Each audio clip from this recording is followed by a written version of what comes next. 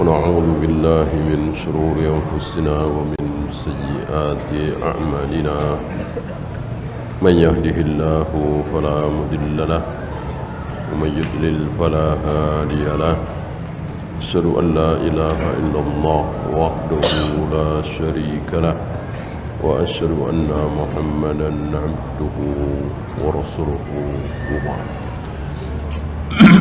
Kisah tentang Imam Ahmad, bagaimana beliau bertahan seorang diri setelah Muhammad bin Nuh meninggal. Waktu itu mereka berdua, hanya mereka berdua yang bertahan mengatakan bahwa Al-Quran bukan makhluk. Al-Quran kalamullah, ucapan Allah, suara Allah, tentu menyatu dengan diri Allah. Sesuatu yang menyatu dengan diri Allah mana mungkin disebut makhluk. Beda dengan arsy. Arsy tidak menyatu dengan diri Allah. Allah tidak menempel pada arsy. Allah tidak duduk di atas arsy, tapi Allah bersemayam di atas arsy.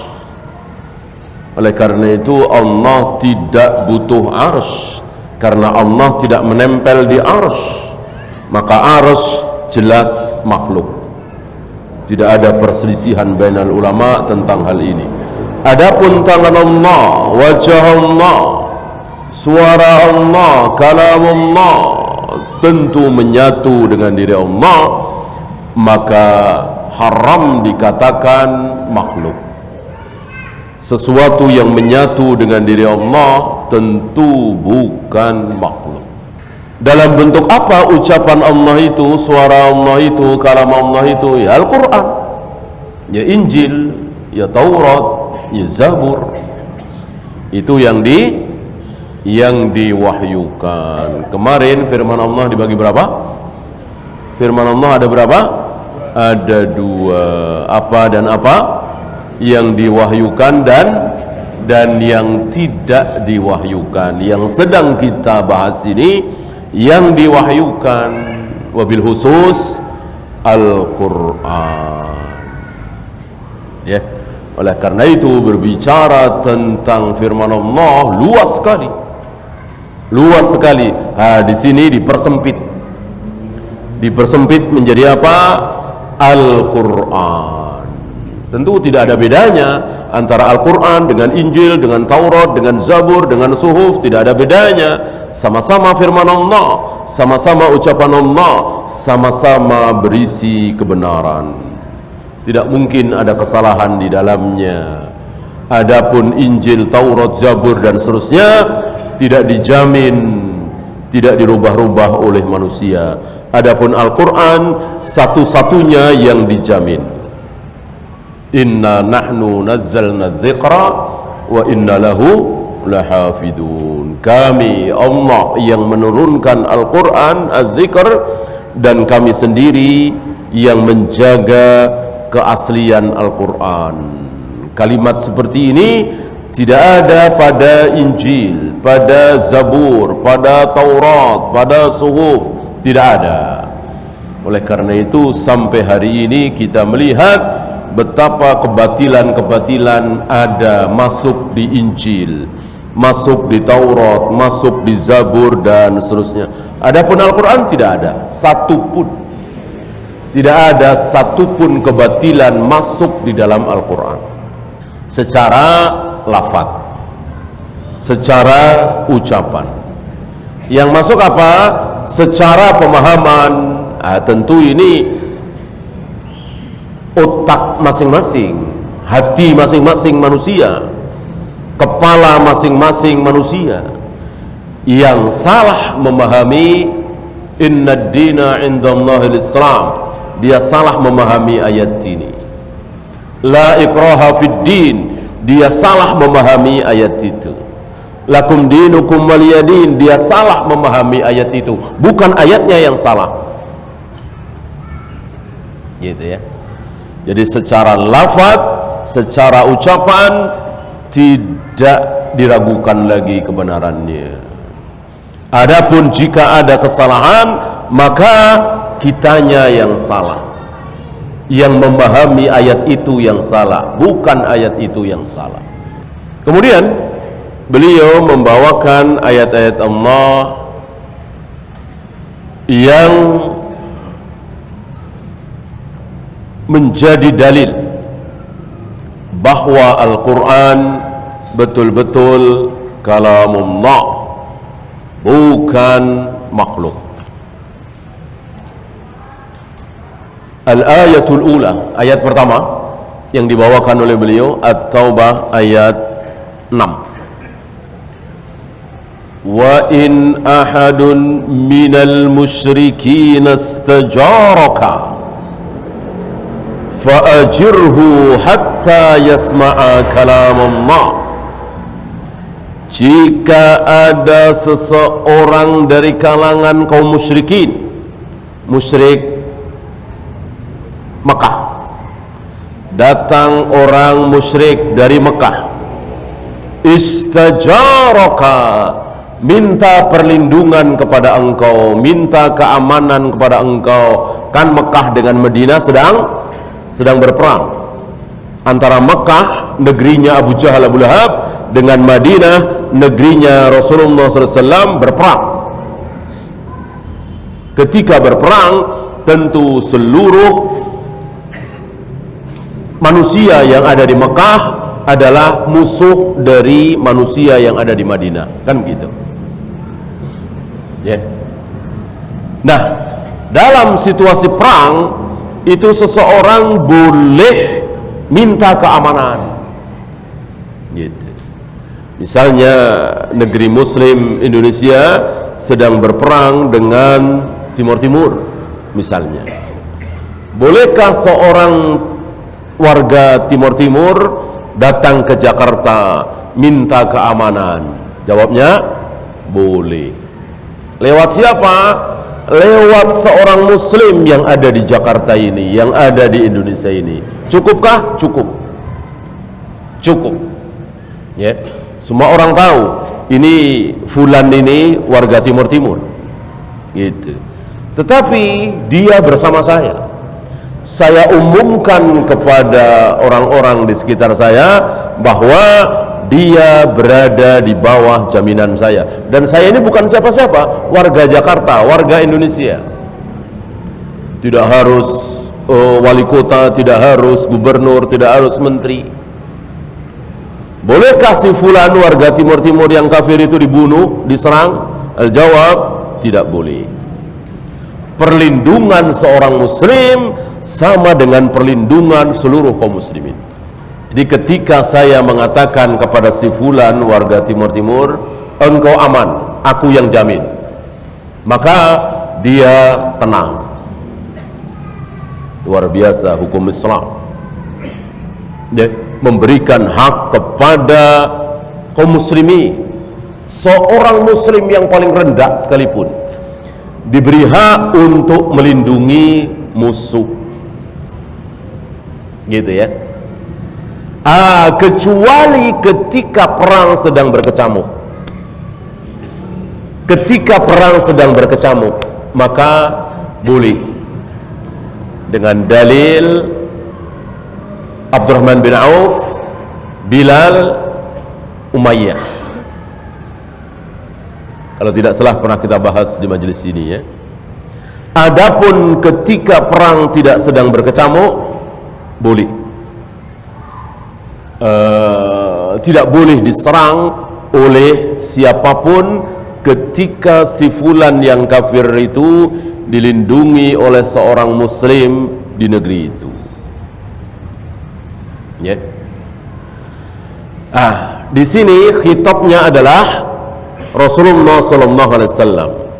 Ya Muhammad, seandainya datang seorang musyrik dari Mekah kepada engkau minta perlindungan, minta sebagai jiran, tetangga engkau, berdekatan dengan engkau, minta perlindungan, maka Apa?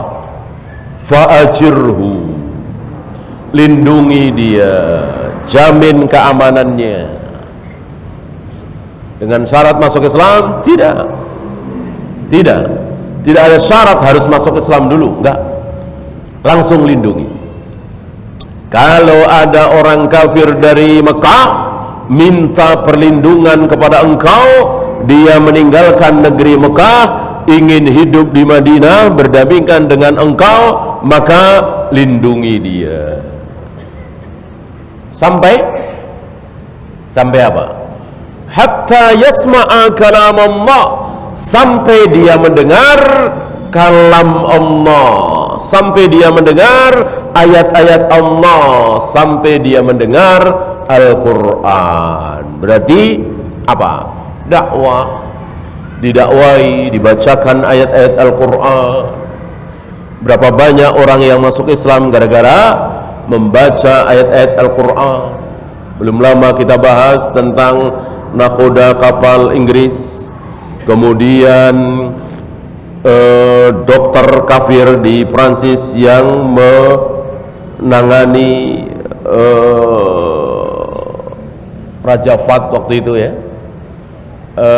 Raja Faisal ya, itu masuk Islam setelah apa? Setelah mendengar kalam Allah. Jadi beri kesempatan mereka mendengar kalam Allah agar mereka masuk Islam. Artinya atau lafadznya? Gitu. Mungkinkah seseorang tergerak masuk Islam hanya gara-gara mendengar lantunan ayat-ayat Al-Quran yang dilantunkan oleh seorang qori misalnya? Mungkinkah? Mungkin. Karena lafaz Al-Quran mengandung mukjizat. Jin, syaitan bisa sakit ketika dia berbuat maksiat, ketika dia mengganggu manusia. Mereka bisa sakit jika dibacakan ayat-ayat Al-Quran. Kenapa? Karena ayat-ayat Al-Quran mukjizat. Bisakah seorang kafir hanya karena mendengar lantunan ayat Al-Quran lalu masuk Islam? Mungkin bisa. Lebih mungkin lagi kalau si kafir ini mendengar apanya? Mendengar isinya, tahu maknanya, tahu apa arti pemahaman dari ayat-ayat Al-Quran itu. Lebih mungkin lagi. Tadi seorang nakhoda dan seorang dokter, ini dua contoh di antara sekian ribu contoh. Baca Al-Quran terkagum-kagum, baca ayat Al-Quran terkagum-kagum. Biasanya mereka yang punya ilmu khusus. Ada dokter spesialis saraf membaca ayat tentang kulit penduduk neraka. Kulitnya itu dibikin tebal, setebal-tebalnya ya. Barangkali menurut kita, loh kalau tebal malah nggak berasa. Keliru. Justru ahli syaraf ini mengatakan dengan tebal itu saraf-saraf untuk merasakan siksaan itu lebih dahsyat, lebih luar biasa. Nah, setelah kulit itu terkelupas, hangus, terbakar, maka diganti kulit yang baru. Padahal menurut kita yang awam tentang saraf, barangkali ngapain diganti, udah terus saja sampai kelihatan dagingnya, sampai kelihatan tulangnya. Justru tidak, karena saraf terbanyak itu ada di kulit. Nah, ada masuk Islam karena ini, dan masih banyak yang lain. Nah, maka sayang sekali kalau ada orang-orang kafir itu dibunuh-bunuhin, padahal belum dengar ayat ini, sudah terlanjur dibunuh-bunuhin. Jangan, perdengarkan dulu. Lihat, hatta yasma'a kalam Allah, sampai si kafir ini mendengar kalam-kalam Allah, ayat-ayat Allah. besar kemungkinan mereka akan masuk Islam. Gitu. Berarti Al-Quran adalah ucapan Allah, ada suaranya didengar. Tentu suara yang sampai kepada mereka adalah suara yang keluar dari lisan Nabi, suara yang keluar dari lisan Abu Bakar, lisan Umar, lisan Abu Hurairah, lisan Aisyah.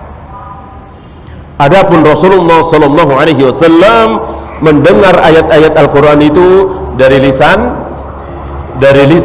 Jibril, bukan dari lisan Allah, bukan dari diri Allah, tapi dari Jibril.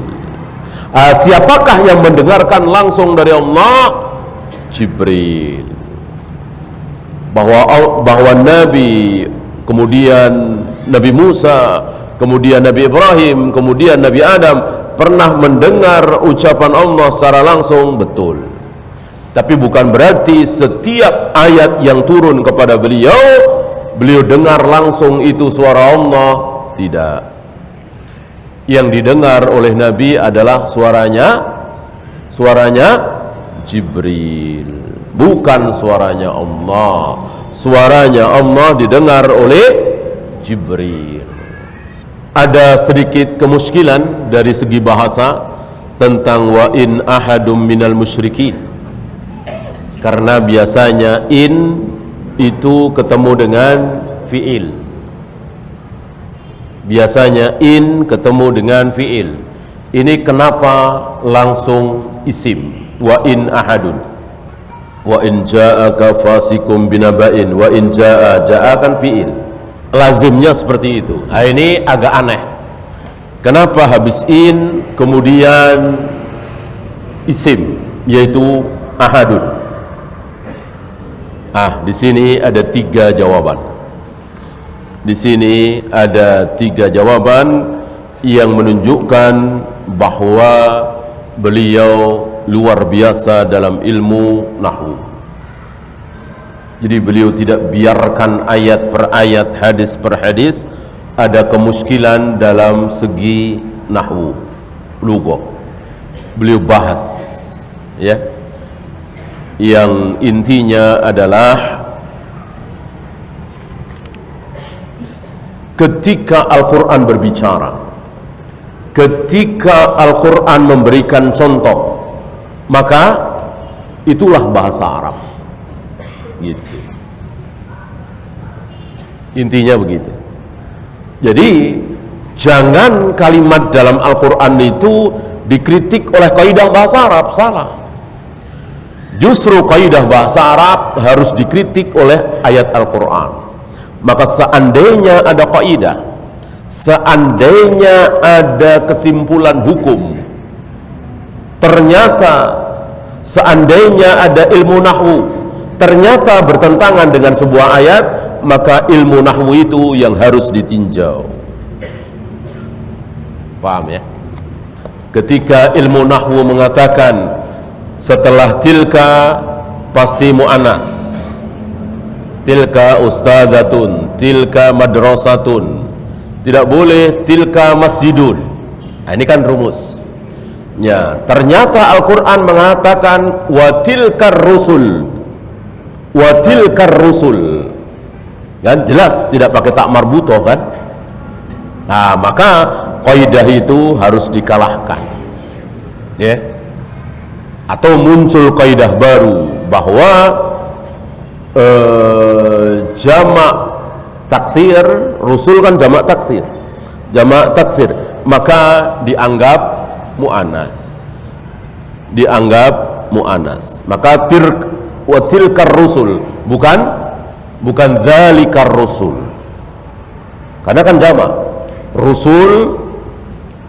Rasul yang banyak tanpa wawu, rasulun, seorang rasul. Ini rasul yang banyak. Ini dia. Jadi wajib kita fahami dan yakini ketika ada kaidah dalam ilmu nahwu, dalam ilmu fikih, dalam ilmu apapun, kok ternyata bertentangan dengan ayat, maka kaidah itu harus dibatalkan, kesimpulan itu harus dibatalkan, hukum itu harus dibatalkan. Kemudian hatta yasma'a lil ghayah, sampai dia mendengar, ini adalah tujuannya. Jadi tujuan utama pergaulan kaum muslimin dengan kaum kafirin adalah mereka masuk Islam. Itu tujuan utama, bukan membunuh mereka, bukan memperbudak wanita-wanita dan anak mereka, bukan mengambil harta mereka ghanimah, bukan. Itu bukan tujuan utama. Tujuan utama adalah mereka masuk Islam, diperintahkan membaca syahadat. Jika tujuan utama ini tidak tercapai, nggak apa-apa. Tujuan tidak harus tercapai. Tujuan dunia, ya, tujuan dunia tidak harus tercapai. Apakah para nabi, para rasul yang menginginkan umatnya beriman tercapai? Tidak. Bagaimana tercapai? 950 tahun berdakwah cuma dapat 80 orang, gimana bisa dikatakan tercapai? 950 tahun berdakwah siang malam, dengan terus terang, dengan sembunyi, dengan bisik-bisik. Berbagai macam cara telah ditempuh oleh beliau selama 950 tahun. Dapat berapa? 80 orang. Apa tercapai? Ya, udah begitu sisanya habis. Sisanya habis, tenggelam semua. Gimana perasaan beliau melihat umat yang beliau harapkan masuk Islam, selamat dari neraka, habis tenggelam dan jelas neraka semua. Cuman sisa 80 orang, kayak apa hancurnya. Tujuan beliau tercapai apa tidak? Tidak. Karena tujuan dunia, semulia apapun, sebaik apapun, tidak harus tercapai. Yang harus tercapai adalah tujuan akhirat. Kalau sampai tujuan akhirat tidak tercapai, tidak ada musibah yang lebih besar dari itu. Tujuan kita kan masuk surga, masuk neraka, nggak ada yang bisa diucapkan lagi. Selesai. Na'udzubillah min dzalik, waliyadu billah, inna lillahi wa inna ilaihi rajiun. Apa yang bisa diharapkan? Adapun berdakwah, orang mengikuti kita, tegaknya daulah Islamiyah, membangun masjid, membangun pesantren, mengajarkan kebaikan kepada, gagal semua. Allah nggak kasih jalan, nggak apa-apa, nggak apa-apa. Ya, mau bikin pesantren dihalang-halangi nggak jadi, nggak apa-apa. Mau bikin masjid dihalang-halangi akhirnya nggak jadi, nggak apa-apa. Mau berdakwah dihalang-halangi nggak bisa dakwah, nggak apa-apa. Tujuan dunia itu kan tercapai, alhamdulillah. Tidak tercapai, nggak apa-apa. Itu jelas kebaikan. Nggak boleh kita mengatakan harus jadi, harus berdiri, harus berhasil. Nggak bisa. Lihat Nabi Yahya, lihat Nabi Zakaria, bukannya berhasil malah mati. Diapakan? Dibunuh. Yang membunuh siapa? Umatnya. Pertanyaan sederhana, kenapa Allah nggak tolong ya? Kenapa Allah nggak tolong? Ini dia. Maka jangan kita merasa lebih besar dari Nabi Yahya, Nabi Zakaria. Ini kan bangun masjid, ini masjid salaf, dihalangi oleh preman. Masa Allah berpihak ke preman? Masa Allah nggak berpihak ke kita? Lihat Nabi Yahya, Nabi Zakaria. Allah nggak berpihak kepada Nabi Yahya, Nabi Zakaria. Malah Allah berpihak kepada Bani Israel yang biadab, yang membunuh Nabi Yahya, Nabi Zakaria. Apa antum mau katakan Bani Israel membunuh Nabi Yahya, Zakaria tanpa pengetahuan Allah, tanpa izin Allah? Sebetulnya Allah mau halang-halangi, tapi saking kuatnya mereka, kufur ini. Tentu mereka berhasil membunuh Nabi Yahya, Nabi Zakaria. Allah yang mengizinkan, Allah yang membiarkan. Memang begitu catatan takdirnya. Mungkinkah kita lebih mulia dari beliau? Tidak mungkin. Maka seandainya kita dihalang-halangi oleh preman, oleh Nasara, oleh PKI, dan kita kalah, nggak masalah. Nggak masalah. Tujuan dunia tidak harus berhasil. Yang harus berhasil adalah tujuan akhirat. Maka apa yang diinginkan oleh kaum muslimin, tegaknya daulah Islamiyah, berkibarnya daulah Islamiyah, bisa berhasil, bisa tidak. Tersebarnya dakwah salaf di negeri kita ini berhasil, alhamdulillah, tidak, itu kehendak Allah. Yang penting ada kesempatan berdakwah, tidak ada, sudah. Jangan memaksakan diri, jangan menghalalkan yang haram, jangan menghalalkan segala cara, ya.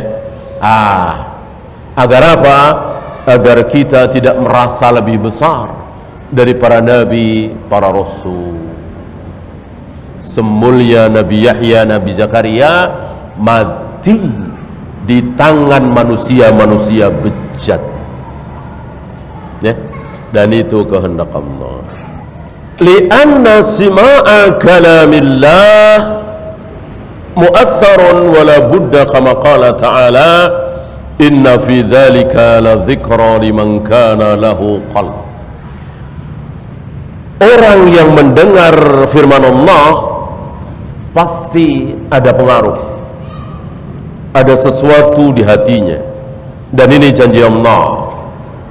Maka sekali lagi, jangan dibunuh-bunuhi orang kafir itu, jangan dibantai, jangan dibasmi, suruh dengar firman Allah.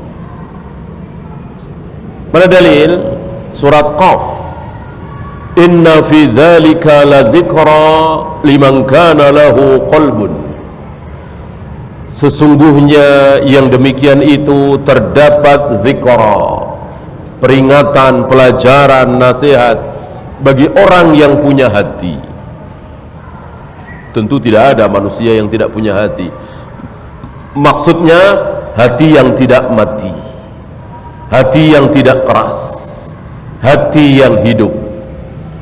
Istilah Al-Qur'annya qalbun salim, hati yang sehat, hati yang selamat, hati yang tidak sakit.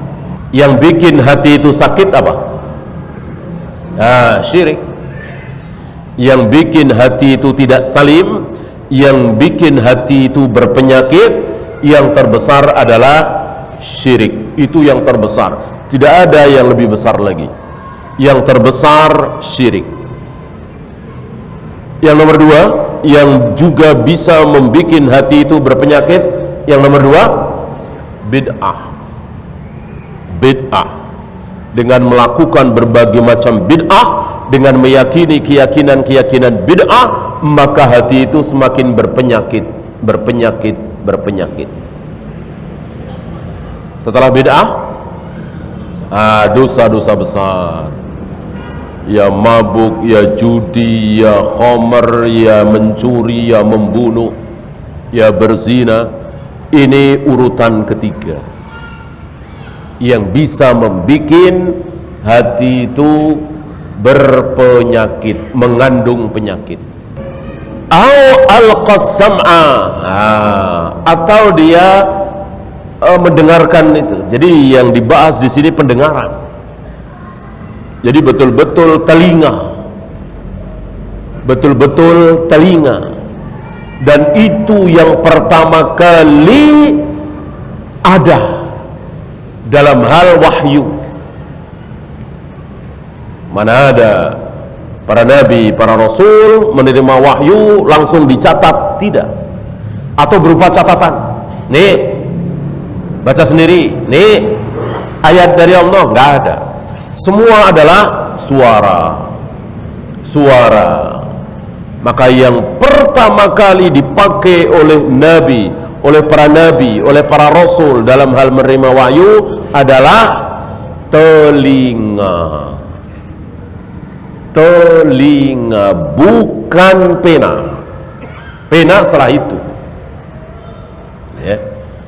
Dan ini takdir Allah, qadar Allah, kehendak Allah. Allah berkehendak rata-rata para sahabat Nabi bisa menulis apa tidak bisa menulis? tidak bisa menulis. Bisa dihitung yang bisa menulis itu. Ali, Zaid, Abdullah bin Amr bin As. Selebihnya gak bisa menulis, termasuk Rasulullah sallallahu alaihi wasallam. Karena yang diandalkan adalah pendengaran telinga, bukan mata. Kalau tulisan kan mata, ya. Tulisan tentu tidak bisa dibaca tanpa mata. Wa kam min insanin sami'a kalam Allah. Berapa banyak orang yang mendengar kalam Allah, mendengar ayat-ayat Al-Quran, fa'amana, lalu dia beriman, ya. Lakin bisyartin ayyakuna yafhamuhu tamaman, akan tetapi dengan syarat dia faham maknanya. Ini syarat, ya. Adapun tergerak pertama kali mungkin juga seperti tadi, nggak tahu artinya, nggak tahu maknanya, apalagi tafsirnya, tetapi dia tertarik dengan alunan itu. Ya, ini jalan aja, ya. Setelah itu tentu dia pelajari isinya, ya. Awalnya tertarik dengan lantunannya atau suara azan, nikmat, merdu, dia tertarik. Apa isinya? Ya jelas, kalimat tauhid, syiar terbesar. Antum tahu syiar Islam terbesar di muka bumi ini apa? Azan. Adakah yang lebih besar dari azan? Tidak ada.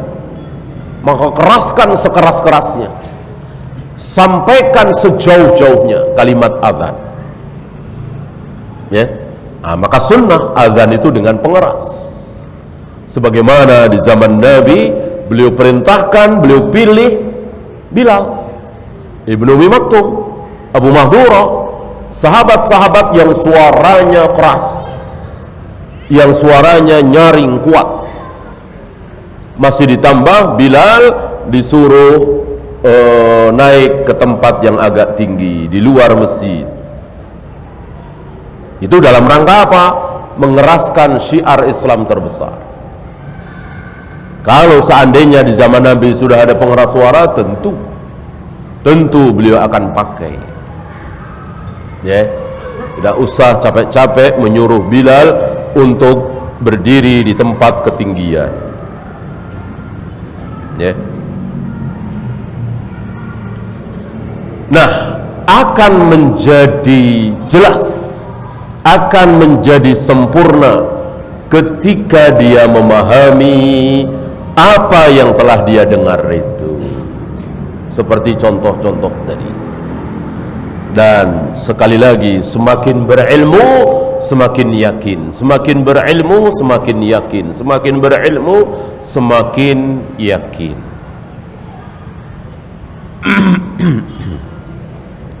Tidak seperti agama lain, tidak seperti agama lain. Semakin didalami, semakin berilmu, semakin meragukan. Maka yang fanatik dengan agama Buddha, yang fanatik dengan agama Hindu, Kristen, yang jahil. Adapun mereka yang semakin mendalami, semakin ragu. Kok begini? Kok begini? Ayat ini bertentangan dengan ayat ini, halaman sebelah sini bertentangan dengan halaman sebelah sini. Dan itu tidak ada di Al-Quran. Tidak ada. Lau kana min indi ghairillah lawajadu fihi ikhtilafan katsira. Seandainya ayat-ayat Al-Quran ini bukan dari Allah, maka pasti di dalamnya terdapat banyak perselisihan. Ayat ini bertentangan dengan ayat ini, surat ini bertentangan dengan surat ini, dan tidak ada ternyata. Menunjukkan bahwa Al-Quran betul-betul dari Allah. Kemudian beliau bahas kalam Allah, kalamnya Allah, ucapan Allah. Ini idhafah, adhafal kalama ila nafsihi. Allah idhafahkan, Allah sandarkan kalam itu kepada dirinya sendiri. Kalam Allah, kalamku. Fadalla hadha ala anna al-Quran kalamullah. Ini menunjukkan bahwa Al-Quran betul-betul ucapan Allah, firman Allah, suara Allah yang pernah didengar oleh Jibril, Lalu Jibril sampaikan ucapan itu kepada Nabi SAW.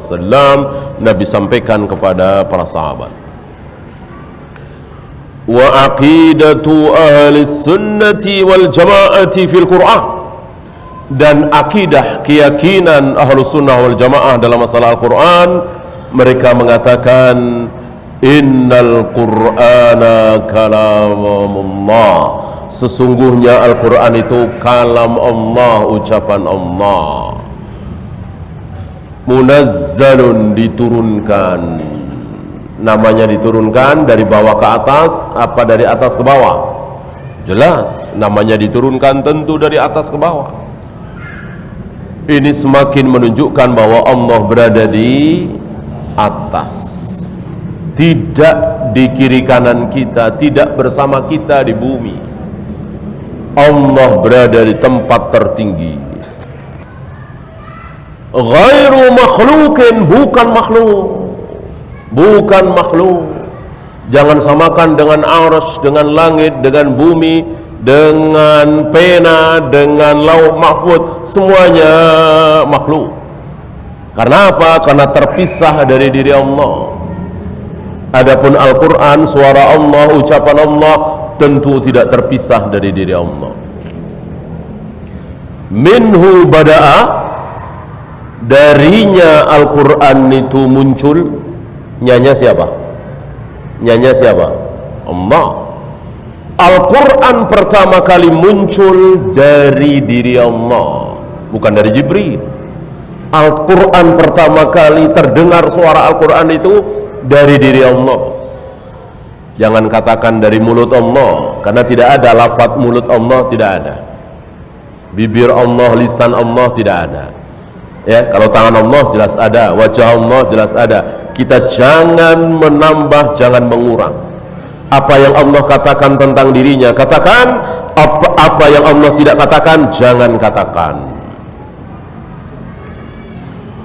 Dari Allah mulai muncul Al-Quran. Wa ilaihi ya'ud, dan nanti akan apa?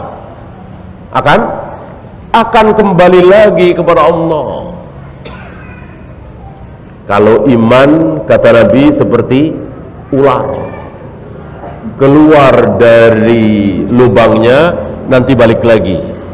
Lubangnya apa? Madinah, Mekah, Madinah, muncul dari situ, ya. Nanti akan kembali lagi. Artinya apa? Artinya ketika seluruh negeri nanti akan kembali menjadi kafir semua, masih tersisa Mekah dan Madinah.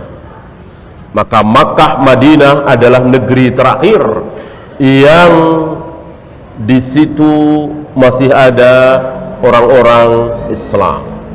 Habis itu mati semua, habis itu tidak ada orang Muslim, kafir semua. Jadi kata Nabi, seolah seperti ular, keluar dari lubangnya, balik lagi. Mekah, Madinah. Adapun Al-Quran, minhu bada'a wa ilaihi ya'ud, pertama sekali muncul dari sisi Allah, dan nanti akan kembali kepada Allah. Nanti nggak ada lagi di muka bumi ini. Dari apa? Minas sutur wa minas sudur, dari buku, dari halaman-halaman buku seperti ini, dan dari dada-dada manusia, dari hafalan dan dari tulisan. Akan tiba satu masa, entah tahun berapa, tidak ada satupun manusia yang hafal Al-Quran walaupun satu ayat, hatta bismillahirrahmanirrahim atau bismillah. Gak ada satupun manusia di muka bumi ini yang hafal, yang tahu lafaz bismillah atau Allah. Ya, kenapa? Allah angkat minas sudur wa minas sutur, termasuk tulisan tidak ada. Akan tiba satu masa, entah tahun berapa, mushaf Al-Quran yang sekarang entah berapa juta di muka bumi jumlahnya, nanti hilang. Hilang apanya? Hilang tulisannya, bayad, putih, kosong. tidak ada lagi. Minas sudur wa minas sutur. Maka tidak benar riwayat hadis yang mengatakan bahwa akan datang satu masa di mana Al-Quran tinggal tulisannya saja. Ini salah. Bahkan tulisan juga tidak ada. Tulisan di Al-Quran tidak ada, hilang. Allah angkat, dan itu cuma dalam satu malam. Dalam satu malam. Bukan tahun 3000 Al-Quran tinggal 10 juz, tahun 3500 tinggal 5 juz, tahun 4000 tinggal setengah juz. Bukan. Jadi kemarin sore masih banyak tulisan-tulisan mushaf Al-Quran berjuta-juta, itu masih banyak. Malam itu, paginya sudah tidak ada lagi. Diangkat. Minhu bada'a wa ilaihi ya'ud. Dari Allah Al-Quran itu muncul dan nanti akan kembali lagi kepada Allah. Jadi tidak ada Al-Quran lagi di muka bumi, walaupun tulisan, apalagi hafalan. Dan ini semakna dengan sabda Nabi, la taqumus sa'ah hatta la yuqalu fil ardi Allah Allah Allah Allah. Tidak mungkin kiamat itu terjadi ketika di muka bumi masih ada yang mengucapkan lafaz Allah, Allah, Allah. Jadi kiamat itu terjadi ketika di muka bumi ini sudah tidak ada lagi yang menyebut lafaz Allah. Lafaz Allah sudah tidak ada lagi. Boro-boro bismillah, astagfirullah, inna lillah, Allahu akbar. Lafaz Allah saja sudah tidak ada. Inilah syirarun nas, seburuk-buruk manusia. Ada dua memang seburuk-buruk manusia. Yang pertama, manusia yang masih hidup ketika kiamat tiba, itu seburuk-buruk manusia. Yang kedua, orang yang menjadikan kubur-kubur menjadi tempat ibadah masjid. Ini disebutkan syirarun nas, seburuk-buruk manusia. Ya, kita salat dulu. Wassallallahu ala Muhammadin sallallahu alaihi wasallam wa akhiru da'wana alhamdulillahi rabbil alamin.